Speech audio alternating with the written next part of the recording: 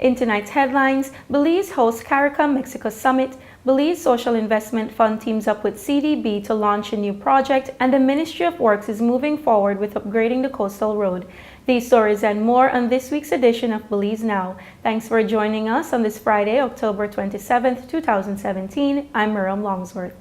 On Wednesday, October 25th, heads of state and government of the Caribbean Community CARICOM gathered at the Best Western Belize Biltmore Plaza in Belize City for the 4th CARICOM Mexico Summit.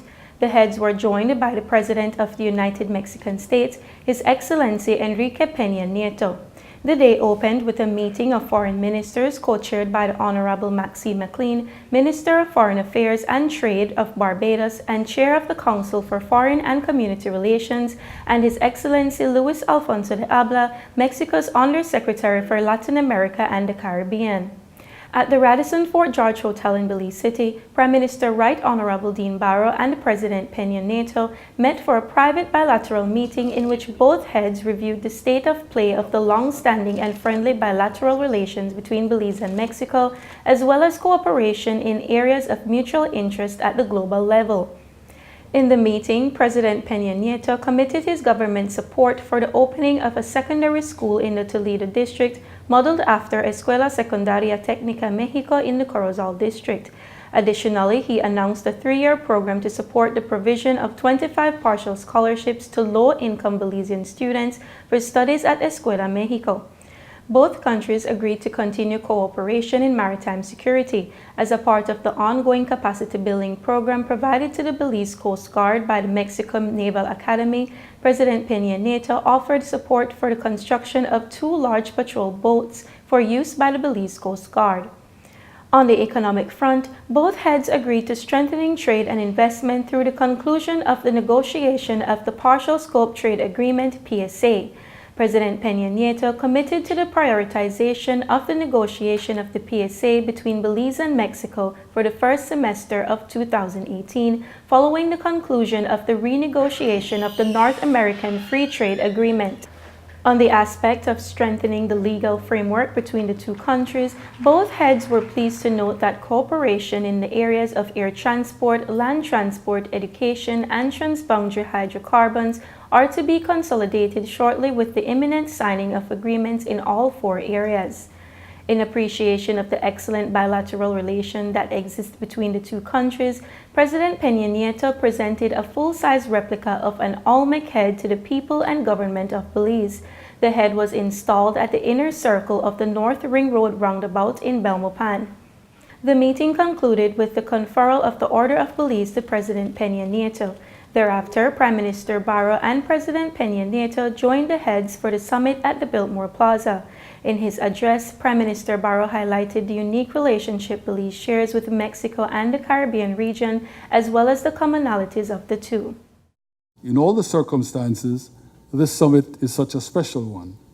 And for Belize as host, it gives a special vitality and legitimacy to our dual heritage. With Mexico, we have so much in common, including geography, culture, our shared Mayan legacy, Epicurean culinary delights, and stunningly beautiful physical spaces and environmental preserves. Politically, both Mexico and CARICOM have from the beginning been staunch supporters of Belize's independence and territorial integrity. Thus, this summit also gives Belize another chance to make another inscription on the role of gratitude to both CARICOM and Mexico. It is a role that's hung permanently in our hearts and minds, as well as in the annals of history. Today, therefore, we have an opportunity to build upon the work of the 3 previous summits and on our mutual interest in the multiple areas of identical concern. We have an opportunity to build metaphorical, if not literal, bridges across the expanse of the Caribbean Sea. And we have an opportunity to lift one another up as we proceed to expand our cooperation, vitalize our complementarities, and demonstrate the false logic of any who would see the international system, with all its flaws and imperfections, as only a zero-sum game. Disaster management, health, education, security, energy, technology, trade, and investment. These are the hard-scrabble issues, the plinth and building blocks that we must tackle in order to drive progress and unshackle our societies within and across our borders. For his part, Dr. the Right Honorable Keith Mitchell, Prime Minister of Grenada and Chairman of the Caribbean Community, thanked President Peña Nieto for his country's steadfast support to the region. Mr. President, CARICOM greatly values the close and friendly relationship that we have forged with Mexico. Your country was the first to form a joint commission with the community, signed in Kingston, Jamaica on the 30th of July, 1974. Since then, we have built a solid relationship in cultural, political, and economic realms. Mexico has demonstrated its commitment to the sustainable development of our region by providing generous assistance in areas such as health, agriculture, education, and statistics. This has been a significant boost to the CARICOM family. Moreover, the extension of Mesoamerica project to the region is a tangible evidence of Mexico's willingness to assist advancing the economic prospects of member states of CARICOM. So far, we have drawn down about $32 million out of approximately $160 million. We look forward to exploring options for drawing down faster to make us more economically resilient sooner. And therefore, on behalf of the CARICOM community, I wish to thank you, Mr. President, through the government of Mexico, for its steadfast commitment and support. At a press conference following the summit, President Peña Nieto reiterated Mexico's commitment to the CARICOM region, especially as it pertains to natural disasters which affect the region. Hemos alcanzado una declaración conjunta para seguir impulsando la cooperación, entre ellos la enseñanza de español como segunda lengua, cooperación en materia estadística, en tecnologías de la información y la comunicación, en inclusión financiera, en agricultura y en el sector salud.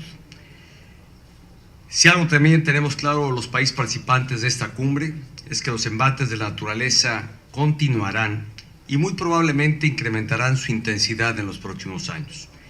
De allí la relevancia que tiene la estrategia de gestión integral del riesgo de desastres México-CARICOM que presentamos durante esta cumbre.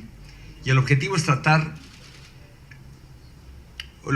de este programa, de este plan presentado, es trabajar para que la región del Caribe esté mejor preparada ante los fenómenos naturales recurrentes. Y en particular nos comprometimos a trabajar en diferentes esquemas para lograr una mayor recuperación frente a los efectos de los desastres naturales.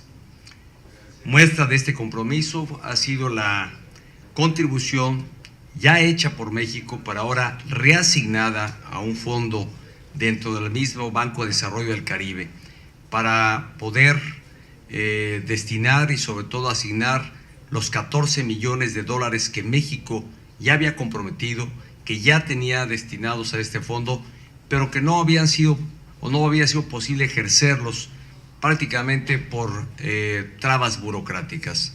Se ha acordado la reasignación de este recurso precisamente a un mecanismo más ágil para su eficaz ejercicio y sobre todo apoyar en este momento de dificultad y de desgracia para varios países de la región este encuentro de cercanía, de cooperación, de fraternidad, de amistad que hay entre los países de la región del Caribe integrados en CARICOM y México. Me parece que está en la oportunidad, primero, de dar atención oportuna, eficiente, de solidaridad y de cooperación con los países que resultaron seriamente afectados por los huracanes recientemente ocurridos. Queremos seguir apoyando, queremos seguir teniendo cooperación, queremos estar más cerca de esta región del Caribe a la que pertenecemos, pero tenemos que rediseñar la forma en que logramos la cooperación. Y en esta tarea México se ha comprometido a acompañar este esfuerzo, pero sobre todo en redefinir los mecanismos de cooperación para hacerlos más eficientes y ello nos permita alcanzar el objetivo que tiene estos encuentros, que es buscar el desarrollo y prosperidad de nuestras sociedades, condiciones de mayor bienestar y esto reconociendo los esfuerzos propios que cada país realiza, pero que reconocemos que si trabajamos en equipo podremos arribar a mejores condiciones y acelerar el desarrollo de toda esta región. On Thursday, October 26th, a contract for provision of consultancy services for the preparation of a feasibility study and detailed designs for upgrading of the coastal highway was signed between the government of Belize through the Ministry of Works and a reputable Italian consultancy firm, Politecnica. Janelle Rodriguez has this story. Belizeans will soon see significant improvements to the coastal highway, a road used as a shortcut to and from southern Belize when weather permits. The first step towards these developments was a contract signing for the updating of a feasibility study and the preparation of detailed designs for the upgrading of the highway. In his remarks, Minister of Works, Honorable Rene Montero, mentions more about the proposed design for the coastal highway upgrade. The detailed design of the coastal highway will allow for the upgrading of 36.2 miles or 58 kilometers of road to PIF standards, inclusive of climate adaptation measures to build resilience against climate change impacts. The consultancy study to be completed between 10 calendar months after contract signing. The technical assistance is being funded with a grant from the UK CIF government of the United Kingdom to the Department of International Development and administered by the Caribbean Development Bank, CDB. Minister Montero also mentioned that the funds invested by the European government signals that the government of United Kingdom has all faith in the government of Belize. He also assured the public that Belize will receive quality for work and value for money. Peter Hughes, British High Commissioner to Belize, spoke on why the United Kingdom is pleased to not only be a part of this project, but another that is in the pipeline. This will make an enormous difference to transportation in this country, to access to the south, and it will open up that whole area for tourism and for ecological works. So we're very pleased by this, and this will also be the beginning of a two-phase project where we will also be working on the Philip Goldson Highway to the Mexican border. So I'm very happy to be here. I'm very happy to see that we're now having some movement, and I wish you all very well with the project for the 10 months, and we look forward to starting construction as soon as possible. The technical assistance is being jointly funded by the government of Belize together with a grant from the Caribbean Development Bank, utilizing resources provided by the United Kingdom Caribbean Infrastructure Partnership Fund, UKCIF. For Belize Now, I am Janelle Rodriguez. The consultancy study is to be completed within 10 calendar months after the contract signing. After the break, more stories. Stay with us.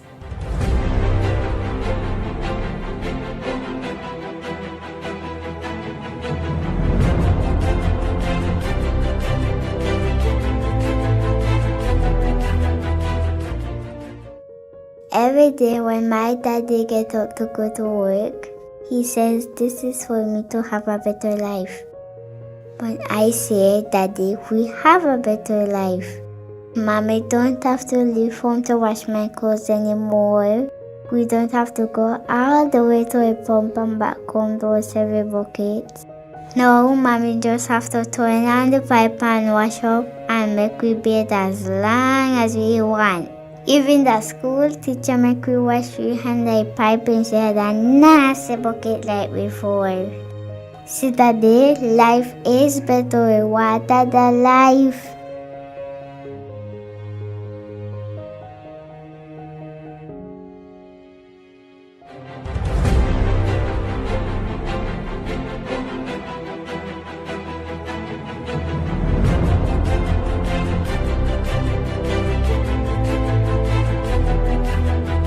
In In continuing its efforts to break the cycle of poverty in Belize, the Belize Social Investment Fund, SIF, launched a new project on Monday, October 23rd in Belize City. Our team was on hand for the big day. The Belize Social Investment Fund launched its 9th Basic Needs Trust Fund project, BNTF, the regional flagship poverty reduction program established and managed by the Caribbean Development Bank, CDB. Through the project, vulnerable communities benefit from social and economic infrastructure, as well as skills training opportunities to enhance employability and self-sufficiency. Speaking at the launch, Acting Portfolio Manager for the BNTF, Mr. George Yearwood, addressed the need for the project. Despite the significant strides made by the government of Belize in advancing its poverty reduction agenda, there are still many infrastructure needs in Belize which adversely impact on the living conditions of the population, particularly poor communities and vulnerable groups, including women. The situation is more critical in rural and geographically isolated communities. The government of Belize has indicated its commitment to provide the necessary support to address these needs. The Belize 3 loan and the BNTF 9 projects are expected to play a major role in this process. Also present at the launch was Executive Director for the Social Investment Fund, Mr. William Lamb, who told us what's the next step for the project. We'll be implementing various projects around the country under the education, health, water, and social services sectors. All of these projects are based on requests from various communities around the country. We have some pre-implementation process to happen. One of them is getting the final, list, going and doing a community needs asset and assessment survey. That is where CIF staff go into each one of the communities with respect to the project and go door to door and talk to them about the specific project, their needs, their assets, and do an assessment that justifies the spending of such funds within that project. Indeed, these projects have been welcomed interventions in communities that have benefited under the grant-funded program. We heard from 2 beneficiaries who were delighted to share the impact. We have a fully equipped preschool with a lot of space. We appreciate that help because when we used to be in the old building, we had to share even the bathrooms with the other children. And now we count with a preschool that has bathroom inside and a good space outside. And as I said, it's fenced up. So for the security of the children and ourselves, it's very good and excellent. We started with 25 students and now presently we have 38 students in the morning, which is the 4-year-olds, and we count with 26 in the afternoon, which are the 3-year-olds. So since we have more space, then we are able to cater for more children. Before the rehabilitation of this system, villagers only used to get 3 hours water for the day, which was, it's a basic need. Also, for all the villagers, for the school as well. And then we were having very difficult times in terms of, accessing water. However, now that rehabilitation has been done to the system, now we have water 24/7, which is a basic need.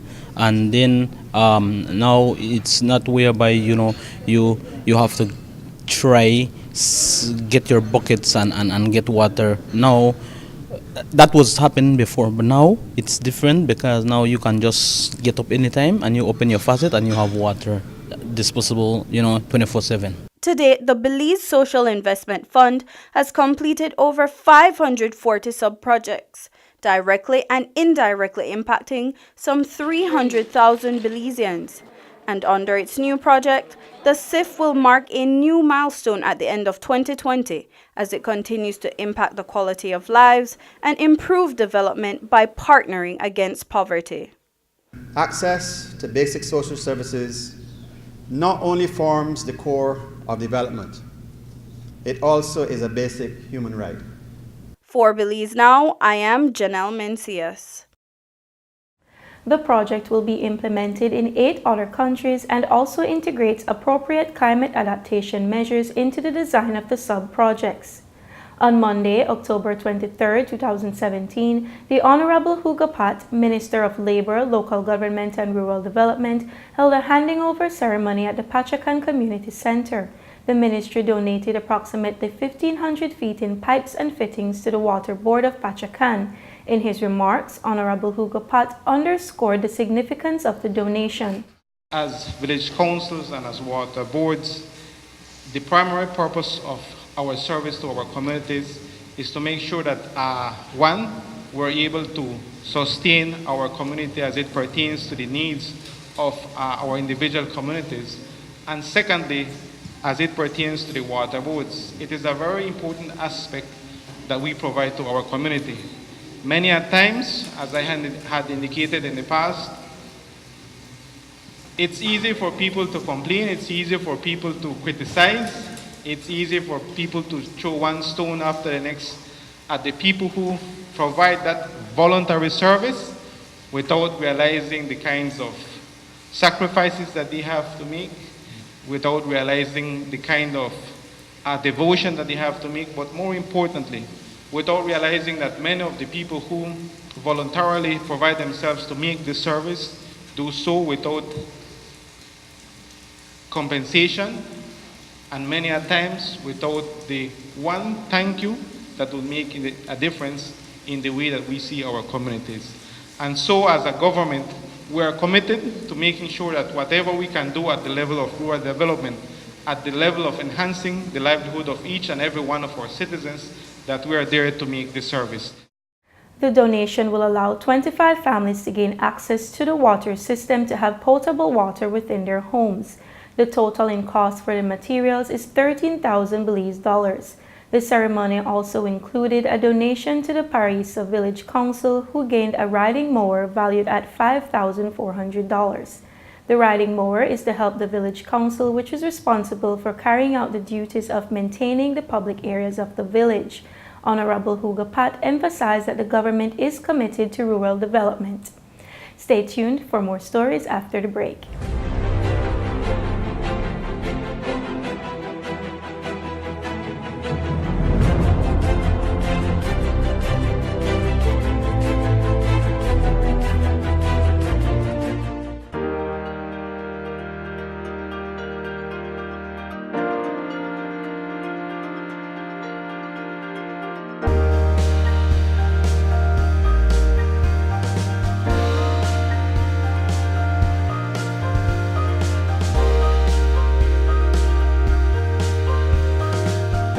Apply today. For more information, including scholarship opportunities, visit teachbelize.org.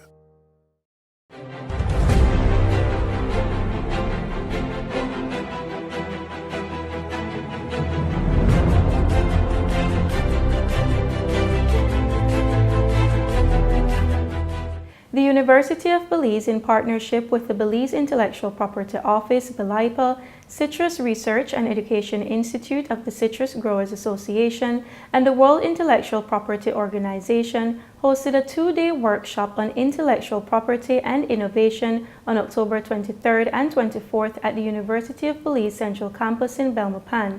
At the opening ceremony, remarks were given by the Attorney General, Honorable Michael Perifete, and Mr. Paul Regis, Program Officer for the Caribbean Section of the Regional Bureau for Latin America and the Caribbean of the World Intellectual Property Organization. This workshop marks an important milestone towards focusing on different areas of the recently drafted intellectual property strategy for Belize, and more specifically, marks milestones towards charting points in which innovation would drive huge leaps forward for the various sectors of the economy. Although the title speaks to IP and innovation, the workshop has two key areas of focus, and those being partnerships and mindset change, which are integral and crucial components of any innovation and research commercialization process. The government of Belize recognizes that there is much more to benefit the nationals of our country other than the revenue we make from the Belipo registry, which incidentally happens to be a meager profit of approximately $250,000 a year. This is an opportunity for us to educate ourselves on the opportunities available through intellectual property rights and intellectual property office. I want to emphasize that the Belipo office is very much there to serve the nationals of our country as well as the international community. Our team had the opportunity to speak with the Deputy Registrar of Belipo, who was the chief organizer of the event. She told us that the main objective of the workshop was to build partnership for and create an awareness on commercialization of research and innovation. The purpose is not only to bring an awareness of it, but also to include partnerships like the University of Belize and the Citrus Growers Association, and more importantly from our international partners like the World Intellectual Property Organization, who spearheaded, organized along with the Belize Intellectual Property Office in having this workshop. And the emphasis, again, with awareness also comes the commercialization of IP. How best can we exploit what we create, put in written form, and have it, and have consumers enjoy what we create without infringing our rights. One of the facilitators told us why they have placed focus on the University of Belize in promoting awareness of intellectual property and innovation. One of the topics we touched on was the importance of collaboration and the possibility, the opportunity for the university to lead the development of a collaborative network to provide a one-stop shop for innovators and entrepreneurs to get all the support they need to start new businesses in Belize. And that collaboration network might be led by the university, but it has to involve industry, it has to involve government agencies, it has to involve foundations, it has to involve all the important stakeholders in Belize to come together and recognize that supporting innovation and entrepreneurship is critical to economic development, and that's a proper role for the university. Our viewers can be on the lookout for a follow-up feature on the work of the Belize Intellectual Property Office and the importance of intellectual property protection. An official ceremony was held in Belize City on Thursday, October 26th for the launch of model guidelines for sexual offense cases in the Caribbean region. Our Belize Now team was at the ceremony and found out how these guidelines are expected to impact the justice system. According to the United Nations Development Fund for Women, despite efforts that have been made to promote gender equality, the Caribbean region still experiences high levels of sexual and domestic violence, which often go unreported and ineffectively dealt with by the justice system. In efforts to change this situation, the Judicial Reform and Institutional Strengthening Project, JURIST, has developed and now launched model guidelines to be used throughout the region to better manage sexual offense cases. What really sparked the initiative was the heads of judiciaries, the Conference of Heads of Judiciaries of the Caribbean recognized that there are gaps throughout the Caribbean on how we handle sexual offense cases once they reach the court system, and wanting to address that in a systemic way, approached the JURIST Project for assistance. And the JURIST Project is doing a series of reforms throughout the Caribbean within the justice system, and this was one of the projects that came off. The guidelines start from the pre-trial phase, when a report is made, to case management and what happens during a trial process and what is expected of everyone involved.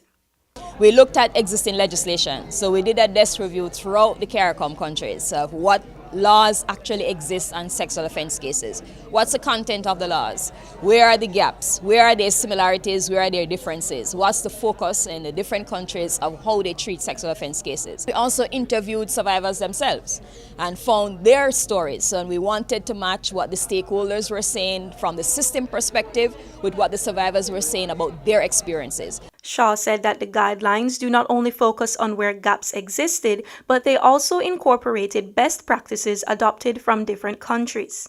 So throughout you will see these little boxes from different countries where we identify the best practice. So like for instance for Belize. One of the good things that Belize has done is to set timelines for court cases. When it's reported, how much time do you have to do this stage and how much time do you have to do the next stage? That is not standardized throughout the Caribbean. So this was shared as a best practice because we found that at least it gave some indication as to how long the process would be. And it also ensured that the persons who were in the system, the police, the prosecutors, will know what they needed to do to get things done. And it helps survivors to understand what their role would be and how long they will be involved in the process. The hope is that the guidelines will be used by all CARICOM countries to increase public confidence in the justice system, improve responses to survivors, ensuring effectiveness of the duties of the professionals involved, and reduce court time and backlogs over time in relation to sexual assault cases. The aim is that throughout the Caribbean, all survivors of sexual assaults will face a system that is sensitive to their experience and will facilitate them sharing that experience in a way that ensures that they get the best evidence delivered to the court system while ensuring that they are not re-victimized in the process. CEO in the Ministry of Human Development, Judith Alpuche, said that the launch is a building block in moving Belize forward in creating a seamless system based on a person's rights and strengthening the work the ministry and its departments do with the police department and the courts in protecting victims of sexual violence. These new guidelines really complement all the work, deepens and broadens the work that has been done in ensuring that, people, that the stakeholders that are manning the system, the police, health services, social services, the judiciary, that we're all coming from the same philosophical base of ensuring the rights of victims and also ensuring justice for the perpetrators because they do have a right to justice as well, for their own rights to be upheld. But the focus is really on ensuring that the system doesn't add to the trauma that the victim is already experiencing. For Belize Now, I'm Miriam Longsworth. The model guidelines can be accessed online at the JURIST Facebook page. The information can be downloaded and the public is encouraged to access and share the information. The JURIST Project is a 5-year regional Caribbean judicial reform initiative funded by the Government of Canada and is being implemented by the Caribbean Court of Justice on behalf of Global Affairs Canada and the Conference of Heads of Judiciary of CARICOM. And that's it for this edition of Belize Now. If you want to provide feedback or send in your comments, please feel free to email us at info@pressoffice.gov.bz or visit our Facebook page and let us know what you think. We look forward to hearing from you. Have a great week until next time.